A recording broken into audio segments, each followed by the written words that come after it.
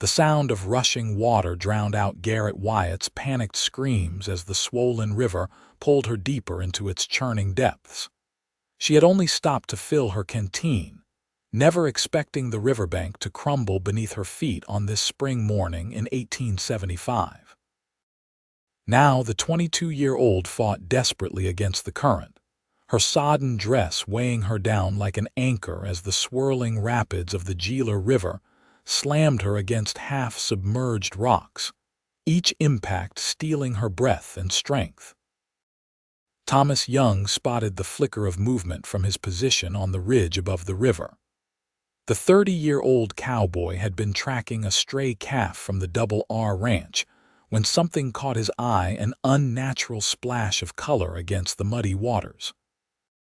Squinting against the morning sun, his stomach dropped when he realized it was a person thrashing in the rapids, their body repeatedly disappearing beneath the churning surface, only to emerge gasping yards downstream. Without hesitation, Thomas spurred his horse toward the river, racing parallel to the current while keeping the struggling figure in sight. His heart hammered against his ribs as he tracked the woman he could see now. It was a woman being swept helplessly downstream toward a section where the river narrowed dangerously between jagged rocks. "Hold on," he shouted, though he knew she couldn't possibly hear him over the roar of the water. Reaching a bend where the river slowed slightly before the dangerous narrows, Thomas slid from his saddle, hastily tied his horse to a sturdy cottonwood, and stripped off his boots and gun belt. He kept his eyes locked on the woman, who had managed to grab hold of a half-submerged tree branch caught between two boulders. Her grip looked tenuous at best. Thomas waded into the shallows, grimacing as the frigid mountain runoff soaked through his clothes. The current tugged at his legs, stronger than he'd anticipated. With a deep breath, he pushed off from the bank and swam into the main channel, fighting to keep his head above water as he angled toward the trapped woman. Garrett's fingers were losing their grip on the slippery branch. Her lungs burned, and her water-logged skirts pulled her downward. Just as her strength failed her, she felt something grab her arm. Opening her eyes, she saw a man, a stranger with intense blue eyes and determination etched across his face. "I've got you," Thomas shouted over the roar. "Don't fight me." Garrett nodded weakly and allowed him to loop an arm around her waist. The branch she'd been clinging to suddenly snapped, and they were both instantly swept into the current. Thomas kicked hard, trying to angle them toward the eastern bank while keeping them both afloat. The woman in his arms was barely conscious now, her head lolling against his shoulder. The river bent sharply ahead, and Thomas knew their chances of surviving the narrows were slim. With desperate strength, he fought the current, kicking toward a small eddy near the bank where the water swirled more gently. His boots scraped bottom, then slipped on moss-covered stones. He stumbled, nearly losing his grip on the woman, but managed to regain his footing. With each lurching step, he pulled them closer to shore until finally he collapsed on the muddy bank, still clutching the woman to his chest. For several moments he simply lay there, gasping for breath, the woman motionless beside him. "Miss, can you hear me?" Thomas rolled her onto her side, fear gripping his heart when she didn't respond. Quickly, he checked for breathing and found it shallow but present. Relief flooded through him as he brushed sodden hair from her pale face. She was beautiful, even half drowned and covered in mud-delicate features, long lashes, and hair that might be auburn when it wasn't plastered to her skull. Her fine, if now ruined, dress suggested she wasn't from the hardscrabble mining town of Oro Grande, where he occasionally delivered cattle. Garrett sputtered suddenly, coughing up river water. Her eyes flew open in panic and she tried to sit up. "Easy now," Thomas soothed, helping her to a sitting position. "You're safe." Her green eyes focused on him, confusion evident. "What? How did I?" Her voice was hoarse from swallowed water and screaming. "You were caught in the rapids. I pulled you out." Thomas simplified the harrowing rescue, already assessing their situation. They were miles from town, both soaking wet, and the spring afternoon would turn cold once the sun began to set. "I'm Thomas Young. I work at the Double R Ranch about 10 miles north of Oro Grande. Garrett Wyatt," she managed between coughs. "I arrived in Arizona Territory just yesterday. My uncle owns the mercantile in Oro Grande." Thomas nodded. Old Man Wilson was indeed the proprietor of Wilson's mercantile. "Your uncle's been expecting you. He mentioned his niece was coming from back east." Garrett tried to stand but swayed dangerously. Thomas caught her before she could fall. "You shouldn't be moving yet," he said firmly. "That river took a lot out of you. I need to get to my uncle's. He'll be worried," Garrett insisted, though she allowed Thomas to lower her back to the ground. "We'll get you there," Thomas promised, "but first we need to get you warm and dry." He glanced at the sky, noting the position of the sun. "It's a good 4 hours ride back to town, and in these wet clothes you'll catch your death before we're halfway there." Garrett looked down at her sodden dress, suddenly aware of how it clung to her body. A flush crept up her neck despite her chilled state. Thomas, noticing her discomfort, averted his eyes and moved toward his horse, which was still faithfully waiting where he'd left it. "I've got a bedroll and some provisions in my saddlebags," he explained, untying the gelding. "We'll need to make a fire and dry out before heading back." As Thomas gathered wood for a fire, Garrett hugged herself, teeth chattering. The events of the morning replayed in her mind her arrival at her uncle's home late the previous evening, her early morning decision to explore the town's surroundings, and then the terrifying moment when the riverbank had given way beneath her feet. "I don't know how to thank you," she said when Thomas returned with an armload of kindling. "You risked your life for a stranger." Thomas shrugged as he arranged the wood. "Anyone would have done the same." "No," Garrett said softly, "not everyone would have."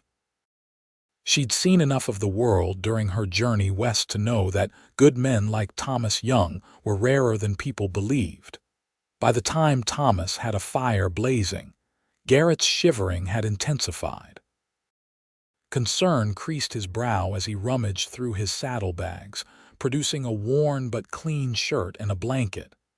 "You need to get out of those wet clothes," he said matter-of-factly. "I'll give you privacy." Garrett's eyes widened. "I couldn't possibly." "You can and you will," Thomas said firmly.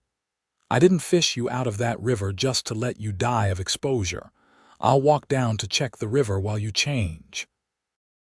Before she could protest further, he handed her the shirt and blanket and walked away, disappearing around a bend in the riverbank.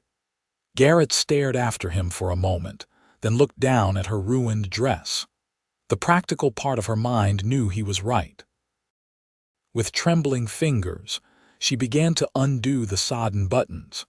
When Thomas returned 15 minutes later, Garrett was huddled near the fire wrapped in his blanket, her hair unbound and spread across her shoulders to dry. His shirt hung like a tent on her slight frame, but at least she was no longer in danger of freezing.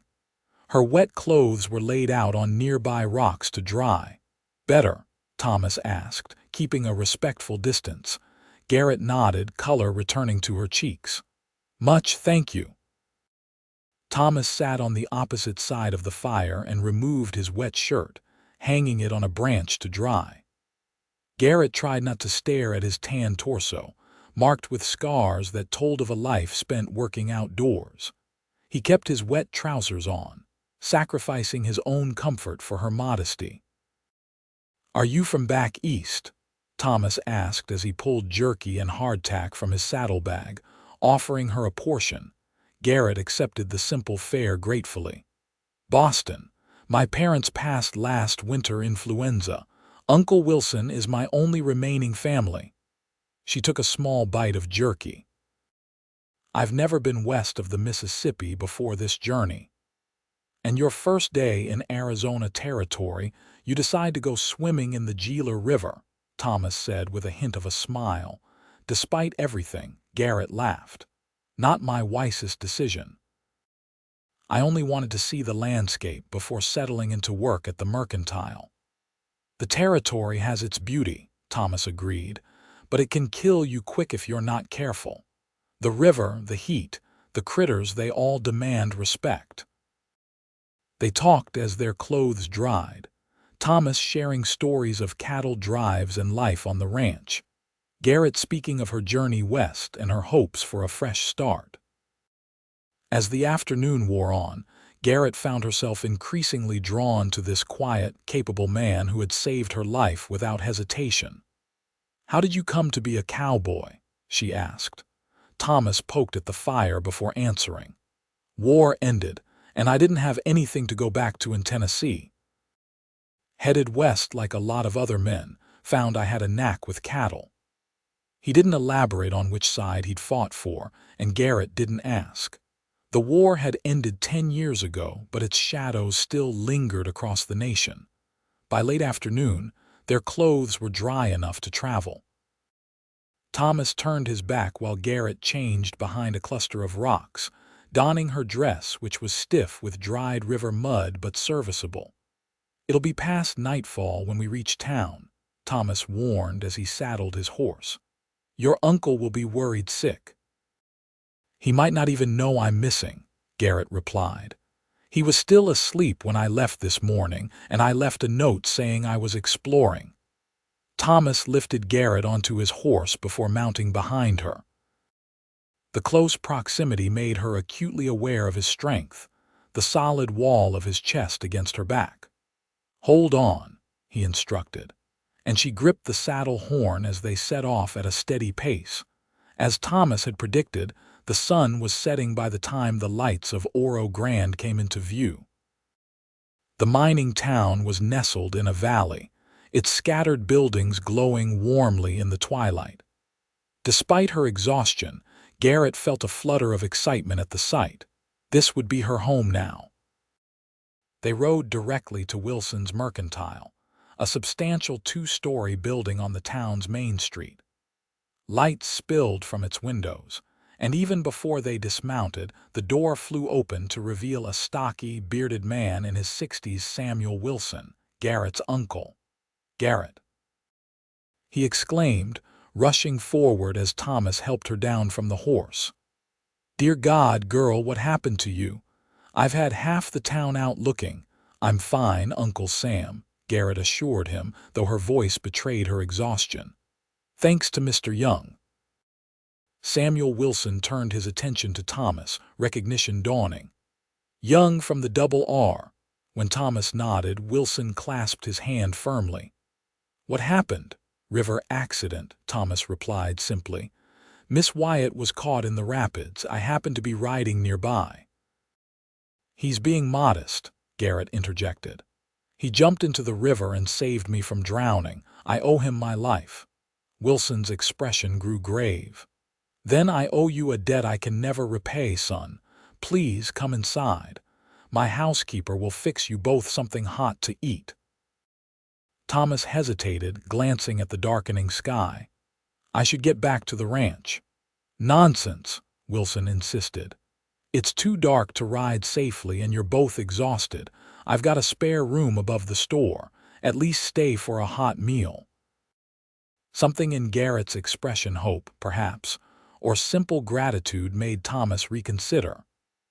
"I suppose the ranch can spare me until morning."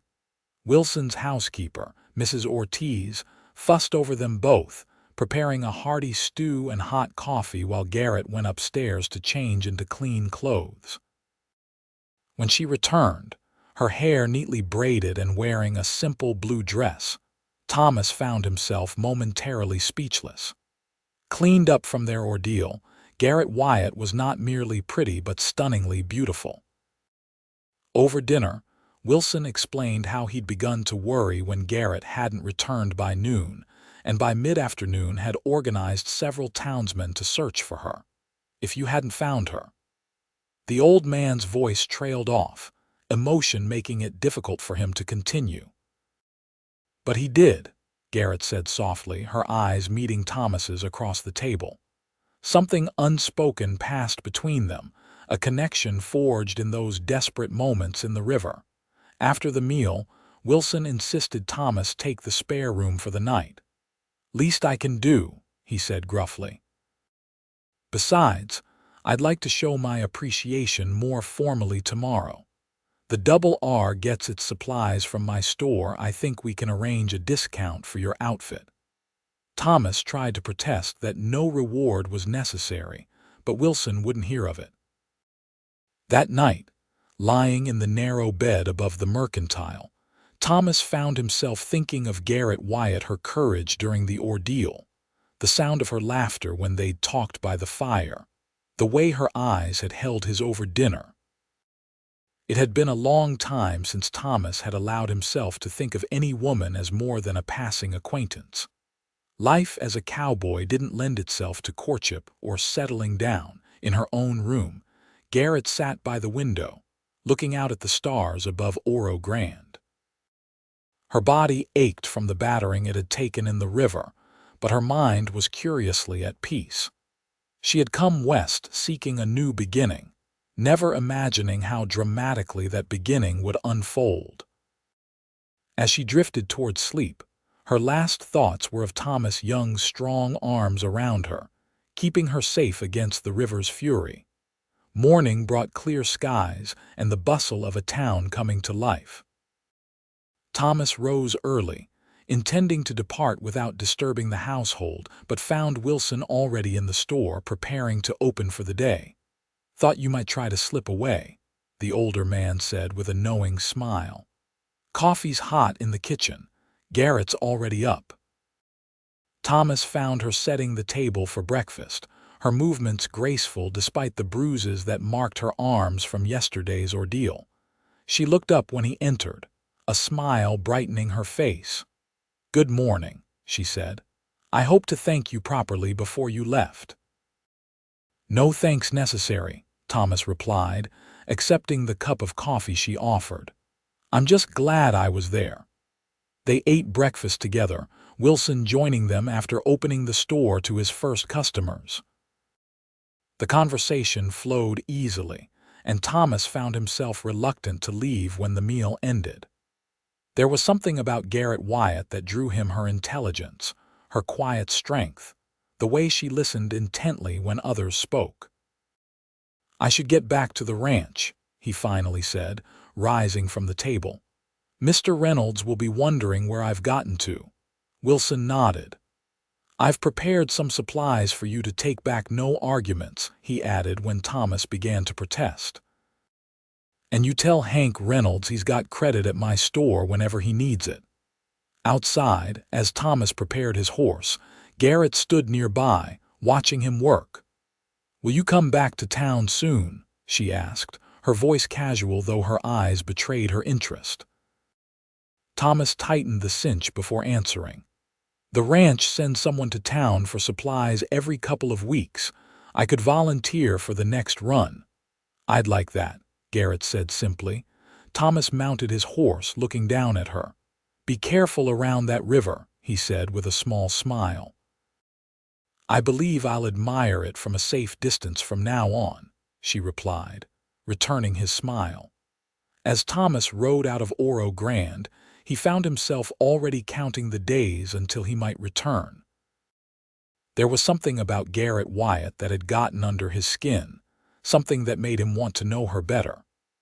For the first time in years, Thomas Young considered the possibility of a life beyond endless cattle drives and lonely nights under the stars. The next 2 weeks passed slowly for Garrett as she settled into life in Oro Grande. The mining town was a far cry from Boston's refined streets, but she found herself warming to its rough charm and the straightforward nature of its inhabitants. She learned the workings of her uncle's store, becoming adept at managing inventory and dealing with the diverse clientele: miners, ranchers, townspeople, and even the occasional Apache who came to trade. Her uncle proved to be kind and patient, giving her increasing responsibility as she demonstrated her capabilities. In the evenings, he shared stories of her mother, his sister, and their childhood back east. Garrett treasured these connections to her past, even as she embraced her new life. Throughout these days, her thoughts often turned to Thomas Young. She told herself it was natural to think of the man who had saved her life, but she knew there was more to it than simple gratitude. There had been something in his steady gaze, something in the gentle way he'd cared for her after the rescue, that had touched her deeply. For Thomas, the days at the Double R Ranch blended into one another, rounding up strays, mending fences, breaking horses. His fellow cowboys noticed his distraction, teasing him about daydreaming during the day's work.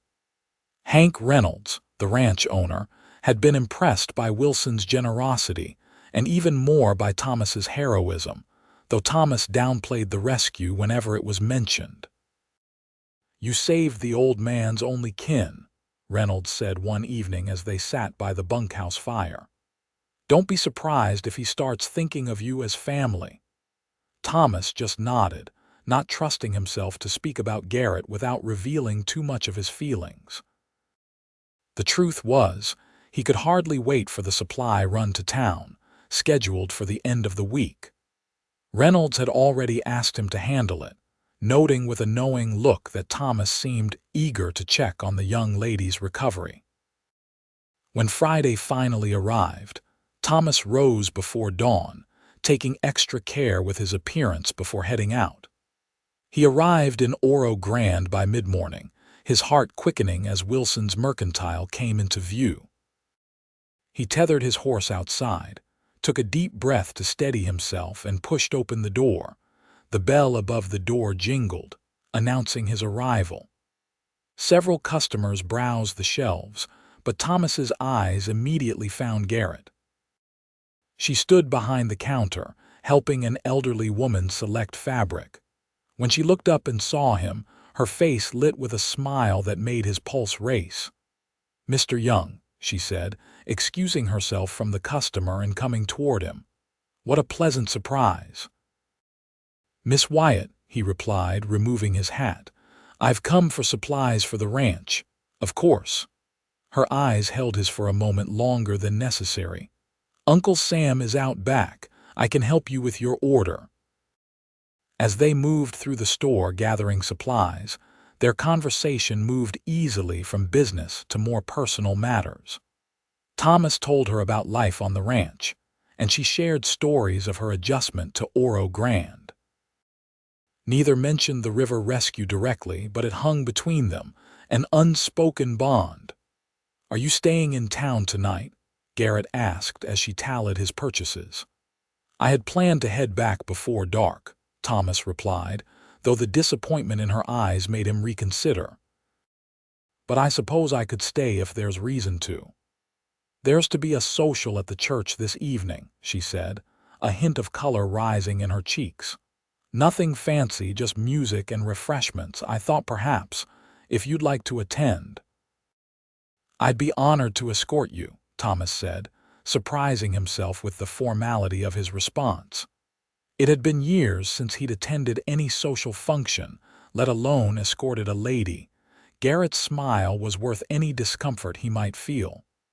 "I'll look forward to it." Thomas arranged for the ranch supplies to be collected later, and found a room at the town's small hotel. After washing away the dust of the trail and changing into his one good shirt, he returned to the mercantile at the appointed time. Wilson answered his knock, giving Thomas an appraising look before inviting him inside. "Garrett will be down shortly," Wilson said, gesturing Thomas to a chair. "I want you to know I appreciate you coming to the social with her. She hasn't had much opportunity to meet people here yet." "It's my pleasure, sir," Thomas replied honestly. When Garrett descended the stairs moments later, Thomas stood quickly, momentarily struck speechless. She wore a dress of soft green that complemented her eyes, her auburn hair arranged in an elegant style that framed her face. She looked both sophisticated and approachable, a combination that Thomas found utterly captivating. "You look lovely," he managed finally. "Thank you," she replied, her eyes taking in his own cleaned-up appearance with evident appreciation. "Shall we go?" The church social was being held in the town's small community hall, adjacent to the white steepled building. As they walked the short distance, Garrett's hand resting lightly on Thomas's arm, he found himself acutely aware of the curious glances they received from townspeople. Garrett Wyatt was a newcomer of interest, and her appearance with the cowboy from Double R was certain to fuel gossip. Inside the hall, tables had been set up around the edges of the room, laden with food brought by the townspeople. A small group of musicians played in one corner, and several couples were already dancing in the cleared center area. Wilson had gone ahead and was deep in conversation with several men Thomas recognized as town council members. "Would you like some punch?" Thomas asked, suddenly aware of how little experience he had with such social occasions. Garrett nodded, seemingly sensing his discomfort. "And then perhaps you might introduce me to some of the people you know. I've met many through the store, but there are still many faces I don't recognize." Thomas relaxed slightly, grateful for her understanding. As they moved through the room, he introduced her to the few townspeople he knew: the blacksmith and his wife, the telegraph operator, a couple of the more respectable saloon owners. Garrett spoke easily with everyone, her natural charm evident in the way people responded to her. "Would you care to dance?" Thomas asked when the musicians began a simple waltz. He was no expert dancer, but he knew the basics. "I'd love to," Garrett replied, allowing him to lead her to the dance floor. Thomas was acutely conscious of his hand at her waist, the other clasping hers as they moved to the music. He'd forgotten how pleasant it could be to hold a woman this way, to move in harmony with her steps. Garrett followed his lead gracefully, her eyes meeting his with a warmth that made him forget their audience. "You dance very well for a cowboy," she teased lightly. "My mother insisted all her sons learn," Thomas replied. "Said a man who could dance would never lack for female company." "A wise woman, your mother." The evening passed in a pleasant blur of conversation, dancing and shared laughter. Thomas discovered a side of himself long forgotten, the man who enjoyed company beyond the rough camaraderie of cowboys, who could engage in conversation about books and ideas, who could make a beautiful woman laugh with his observations. As the social wound down, Thomas walked Garrett back to the mercantile, the night air cool around them. They strolled slowly, neither seeming eager for the evening to end. "Thank you for accompanying me tonight," Garrett said as they reached the store's entrance. "I enjoyed myself more than I expected to." "As did I," Thomas admitted. They stood facing each other in the moonlight, neither moving to end the moment. Thomas found himself studying her face, memorizing the curve of her cheek, the way her eyes reflected the starlight. "When will you return to town?" Garrett asked softly. "I'm not certain," Thomas replied honestly. "Ranch work doesn't allow for much free time." Garrett nodded, understanding but clearly disappointed. "Well, you're always welcome at the mercantile whenever you can come." Thomas hesitated, then reached for her hand, holding it gently in his own. "Garrett, I've enjoyed your company more than I can say. I'd like to call on you again if you'd permit it." Her smile was answer enough, but she said, "I'd like that very much, Thomas." The way she said his name, not Mr. Young as she had until now, but Thomas sent a warmth through him that had nothing to do with the mild spring night. "Good night, then," he said, reluctantly releasing her hand. "Good night, Thomas," she replied, and before he could think better of it, he leaned forward and placed a brief, gentle kiss on her cheek.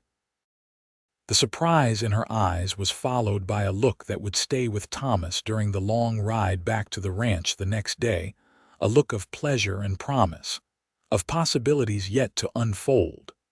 The weeks that followed saw Thomas finding increasingly frequent reasons to visit Oro Grande. Sometimes he would ride in with legitimate ranch business picking up supplies, delivering messages for Reynolds, but increasingly, his visits were solely to see Garrett. Wilson observed their growing attachment with a benevolent eye, welcoming Thomas into his home and even inviting him to Sunday dinners after church. Garrett bloomed under Thomas's attention, her initial gratitude evolving into deeper feelings. She admired his quiet strength, his unwavering honesty, the gentle way he treated everyone from the town drunk to the mayor's wife. She found herself looking forward to his visits with an eagerness that both thrilled and frightened her. By midsummer, their courtship was the talk of Oro Grande. Thomas had taken to staying in town overnight when he visited, returning to the ranch the following day. They would walk together in the evenings, sometimes joining other young couples for social gatherings, other times simply enjoying each other's company. Thomas showed Garrett the beauty of the territory he had come to love, taking her on carefully planned rides to scenic vistas, teaching her to appreciate the harsh landscape's subtle charms. "It's nothing like Boston," Garrett remarked one evening as they watched the sunset paint the desert in shades of gold and crimson. "I never imagined I could love a place so different from everything I've known." Thomas glanced at her profile, wondering if she was speaking only of the landscape. "Does that surprise you, that you could come to love something so unexpected?" Garrett turned to meet his gaze, understanding the deeper question. "The best things in life often come unexpectedly, don't they? Like being rescued from a river by a handsome cowboy." Thomas laughed softly. "Is that how you see it? As if the river brought us together?" "Perhaps it did," she said thoughtfully. "I've often wondered, what if you hadn't been riding by that day? What if you had taken another trail? Our paths might never have crossed." "I prefer not to think about that," Thomas admitted, reaching for her hand. "I'm just grateful they did."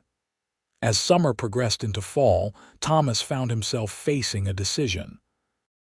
His feelings for Garrett had grown deeper than he had thought possible, but his position at the Double R Ranch meant they could never truly be together.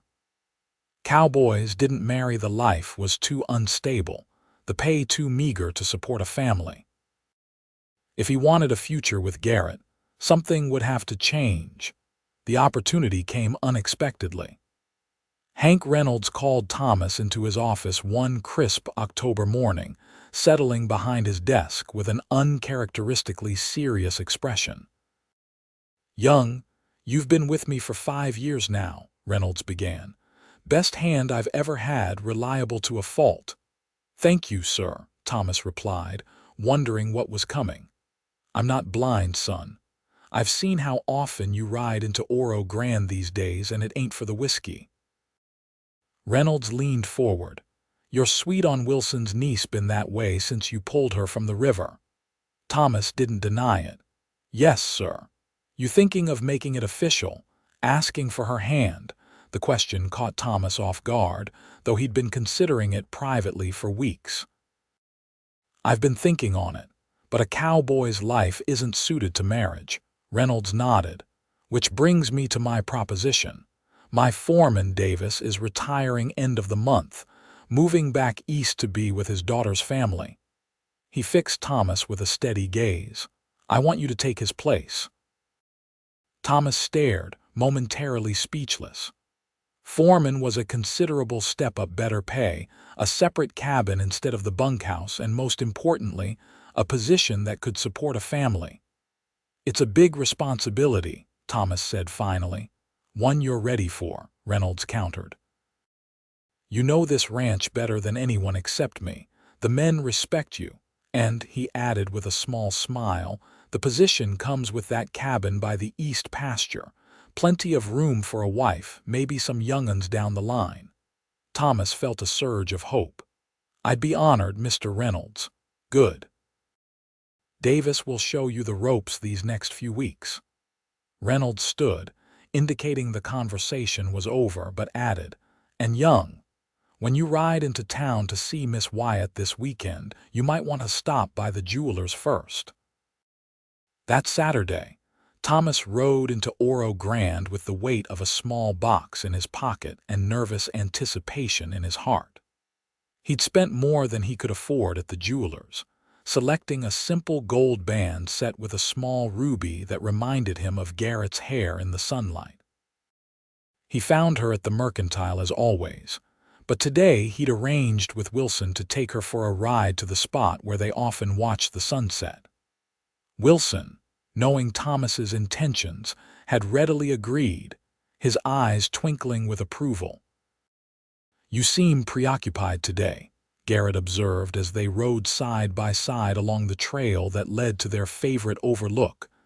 Is everything all right at the ranch? Everything's fine, Thomas assured her. Better than fine, actually. Reynolds has asked me to take over as foreman when Davis retires. Garrett's face lit with genuine pleasure. Thomas, that's wonderful news. You deserve it after all your hard work. It means I'll have the foreman's cabin, he continued, watching her reaction carefully. My own place, separate from the bunkhouse. That sounds lovely, she said, though he detected a note of wistfulness in her voice. They reached the overlook and dismounted, tethering their horses to a nearby juniper. The view stretched for miles: rugged mountains, sweeping desert plains, the ribbon of the Gila River winding through the landscape, the same river that had brought them together. Garrett, Thomas began, taking her hands in his. These past months have been the happiest of my life. I never expected to find someone like you, especially not in such unlikely circumstances. Her eyes widened slightly, hope and uncertainty mingling in her expression. The day I pulled you from that river, I had no idea I was really saving my own future, he continued. You've brought joy and purpose to my life in ways I never imagined possible. Thomas took a deep breath and dropped to one knee, still holding her hands. Garrett gasped softly as he reached into his pocket and produced the small box. Garrett Wyatt, would you do me the great honor of becoming my wife? I can't promise wealth or an easy life, but I can promise to love and cherish you for all my days. Tears spilled from Garrett's eyes as she nodded, unable to speak for a moment. Finally, she found her voice. Yes, Thomas. Yes, I will marry you. His hands trembled slightly as he slipped the ring onto her finger. It fit perfectly, the ruby catching the late afternoon light. Standing, he pulled her into his arms and kissed her properly, for the first time a kiss that sealed their promise and spoke of all the love and hope in his heart. They returned to town as the sun was setting, both flushed with happiness. Wilson was waiting at the Mercantile, and his broad smile at the sight of them suggested he already knew the outcome of Thomas's proposal. Uncle Sam, Garrett said, stepping forward to show him the ring. Thomas has asked me to marry him, and I've accepted. Wilson embraced his niece, then extended his hand to Thomas. Couldn't be happier, son. You're the man I'd have chosen for her myself. The news of their engagement spread quickly through Oro Grande. The town had watched their courtship unfold and generally approved of the match. Thomas Young had proven himself a man of character through his rescue of Garrett, and his promotion to foreman at the Double R elevated his standing further. Garrett had become well-liked for her friendly manner at the Mercantile and her willingness to help with community events. They set the wedding date for late November, giving them time to prepare while allowing Thomas to settle into his new position. Garrett threw herself into planning, corresponding with friends in Boston who sent fabric for her wedding dress and various small luxuries, unavailable in the Arizona territory. Thomas divided his time between learning his new duties at the ranch and preparing the foreman's cabin for Garrett's arrival. He built new furniture, repaired the roof, and added feminine touches like curtains and a proper cooking stove. Reynolds generously provided lumber for expansions, noting that the cabin might soon need extra room for a growing family. As the wedding day approached, Thomas found himself reflecting on the remarkable turn his life had taken. Just months ago, he had been a solitary cowboy with few prospects beyond endless years of hard work on someone else's land. Now, he was about to marry a woman he adored and step into a position of responsibility that could provide them a secure future. The day before the wedding, Thomas rode into town early. Tradition dictated he shouldn't see Garrett until the ceremony, but he had one important task to complete first. He sought out Samuel Wilson at the Mercantile, finding him alone in the back office. "Mr. Wilson," Thomas began, "I wanted to speak with you privately before tomorrow." Wilson gestured for him to sit. "What's on your mind, son?" "I want to thank you," Thomas said earnestly. "Not just for welcoming me into your family, but for trusting me with Garrett's future. I know how much she means to you." The older man nodded, his eyes softening. "She's all the family I have left, when she first arrived and then nearly drowned that very day." He shook his head. "I thought I'd lost her before I even had a chance to know her. You gave her back to me, and now I'm giving her to you. Seems fitting somehow." "I'll spend my life making sure she's happy and cared for," Thomas promised. "You have my word on that. I know you will." Wilson reached into his desk drawer and withdrew a small leather pouch. "I have something for you. A wedding gift, though it's as much for Garrett as for you." Thomas accepted the pouch, opening it to find a deed inside. His eyes widened as he read the document. "This is for the parcel adjacent to the double R," he said, confusion evident in his voice. "The old Harper place," Wilson nodded. 40 acres with water rights. Harper's widow sold it to me years ago, but I've never had use for it. Its good land could support a small cattle operation of your own someday, when you're ready to stop working for Reynolds." Thomas was speechless for a moment. 40 acres wasn't a large spread by Western standards, but it was a start, a foundation for the future, a legacy he could build for Garrett and the children they hoped to have. "Mr. Wilson, I can't accept this," he finally said. "It's too generous." "You can and you will," Wilson replied firmly. "Consider it Garrett's dowry if you like. I've no use for the land and no one else to leave it to." His expression softened. "You saved my niece's life, Thomas. That's a debt I can never fully repay, but this is a start." Deeply moved, Thomas could only nod his thanks. Wilson stood and clapped him on the shoulder. "Now go get some rest. Tomorrow's an important day." The wedding day dawned clear and cool, perfect weather for a late November celebration. The small church in Oro Grande was decorated with autumn flowers and ribbons, the women of the town having taken charge of the preparations. Thomas arrived early with his best man, Hank Reynolds, who had insisted on the honor, wearing a new suit ordered specially from Tucson.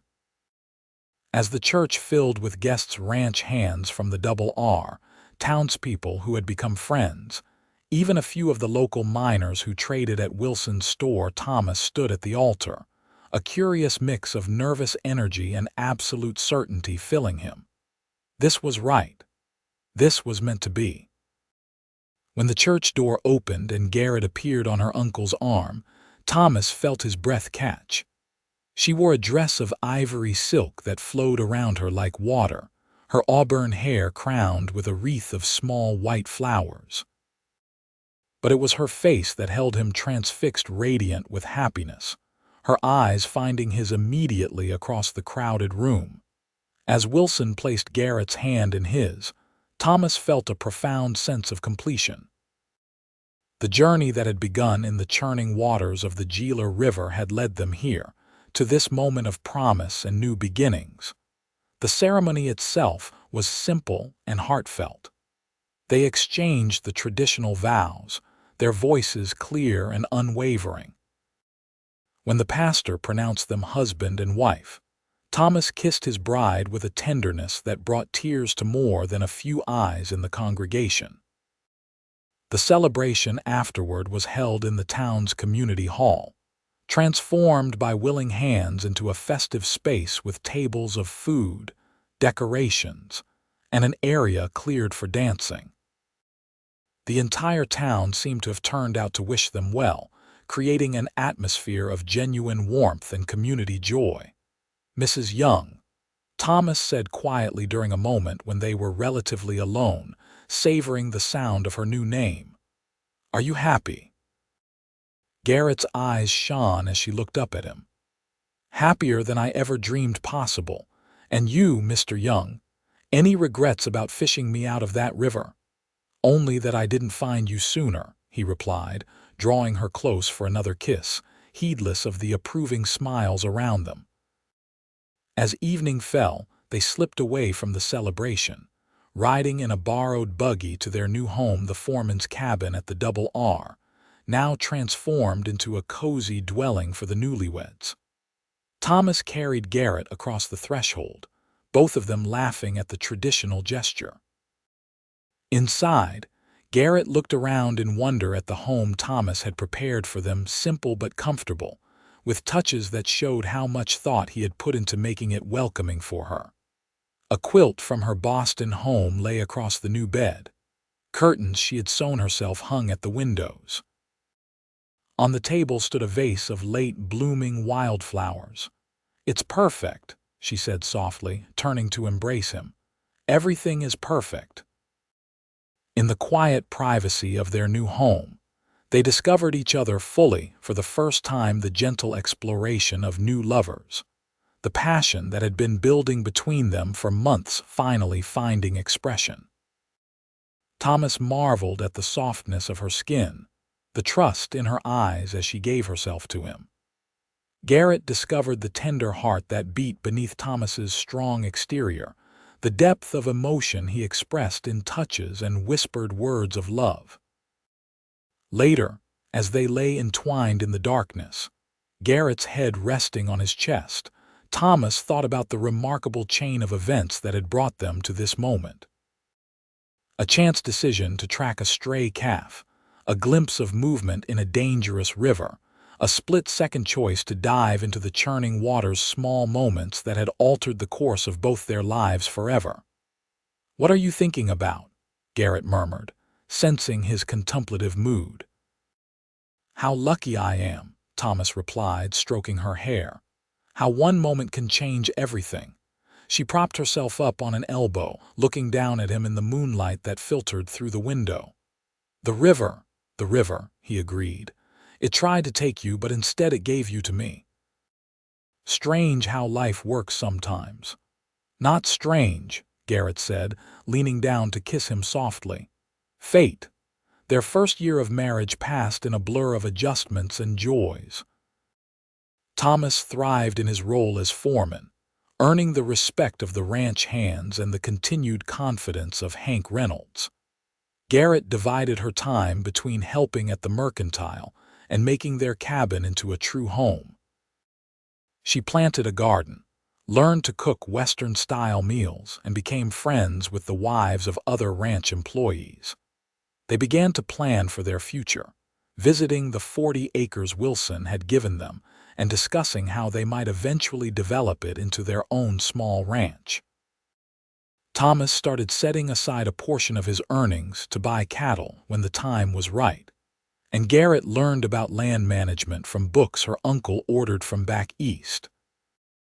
In the spring, just over a year after their wedding, Garrett shared news that brought Thomas to his knees in grateful prayer. They were expecting a child.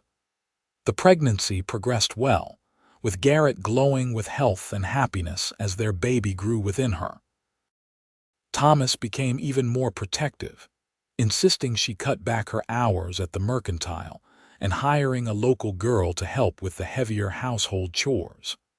On a crisp December morning in 1877, Garrett gave birth to a healthy son they named Samuel Thomas Young, honoring both her uncle and his father. The baby had Thomas's blue eyes and a tuft of hair that promised to be as auburn as his mother's. Thomas held his son with trembling hands, overwhelmed by the miracle of new life and the expansion of his heart to encompass this tiny being. "He's perfect," he whispered, gazing down at the infant cradled in Garrett's arms, "just like his mother." Garrett smiled tiredly up at him. "He has your chin, and your hands, I think." Wilson arrived shortly after, having ridden out from town the moment he received word of the birth. The old man's eyes filled with tears as he held his great-nephew, marveling at the continuation of his family line when he had once feared it would end with him. As young Samuel grew, so did the Young family's dreams. By the time the boy was taking his first steps, Thomas had acquired a small herd of cattle and begun building a modest house on their 40 acres. He continued working as foreman at the Double R, but increasingly his focus turned to developing their own property for the future.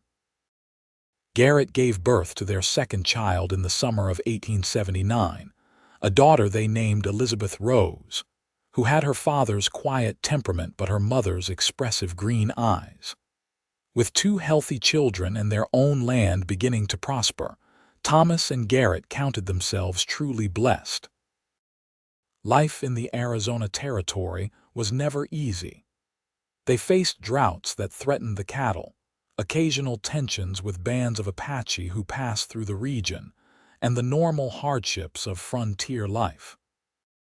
But they faced each challenge together, their bond strengthened by the memory of how they had found each other in the most desperate of circumstances, when death had seemed more likely than love. On the 5th anniversary of their wedding, Thomas surprised Garrett with a picnic by the Gila River, not at the dangerous rapids where they had met, but at a peaceful bend downstream where the water flowed gently between grassy banks.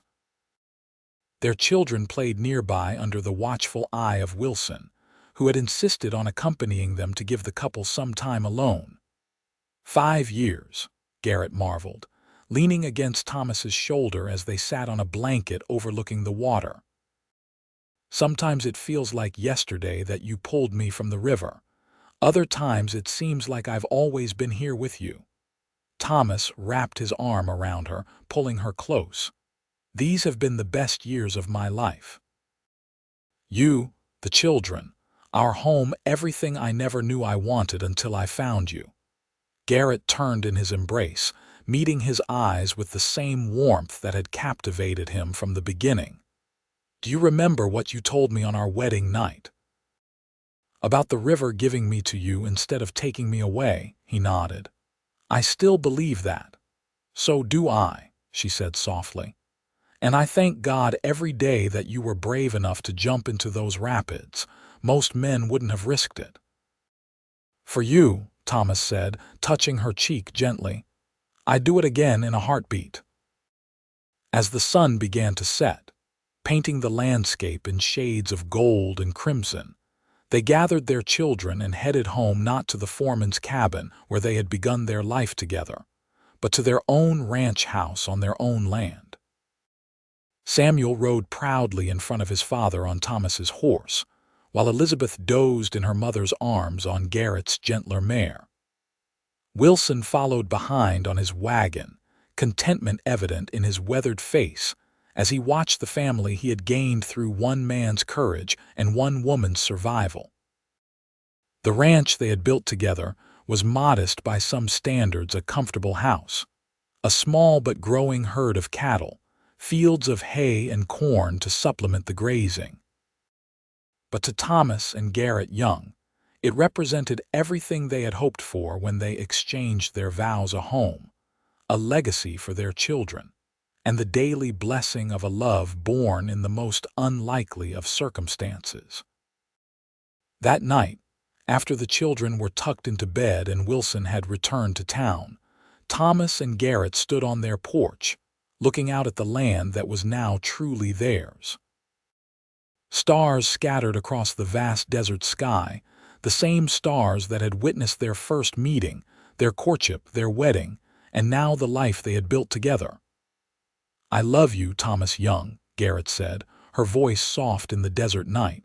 "More with each passing day." Thomas drew her into his arms, marveling still at how perfectly she fit against him. "And I love you, Garrett Young, from this day until my last." Their lips met in a kiss that held all the passion of new love and all the depth of a bond tested and strengthened by time. The river that had nearly claimed Garrett's life had instead given them both a new beginning, a story of rescue and redemption, of courage and commitment, of a love strong enough to overcome the wildest rapids life could send their way. In the years that followed, the Young family continued to thrive. Their ranch grew prosperous enough that Thomas eventually left his position at the Double R to focus entirely on their own operation. They added a third child to their family in 1882, another son they named James Wilson Young, completing their family circle. Samuel Wilson lived to see all three of his great-niece's children grow into their teen years, passing peacefully in his sleep in 1895 at the age of 85. He left the mercantile to Garrett and Thomas, who hired a manager to run it while maintaining ownership, ensuring his legacy continued in Oro Grande. Throughout their long marriage, Thomas and Garrett never forgot the dramatic circumstances of their first meeting. They taught their children to respect the power of the Gila River, but also to appreciate how its waters had brought their parents together in a moment that changed everything. The river that had nearly taken Garrett's life had instead given her the greatest gift, a brave man whose love had rescued her not once, but every day since, proving that sometimes the most powerful currents are not those that threaten to drown us, but those that carry us unexpectedly toward our destiny.